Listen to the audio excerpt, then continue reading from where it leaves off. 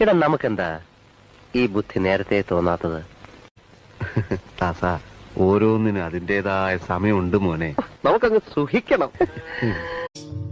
കിലുകിൽ പമ്പരം തിരിയും മാനസം അറിയാതമ്പിളി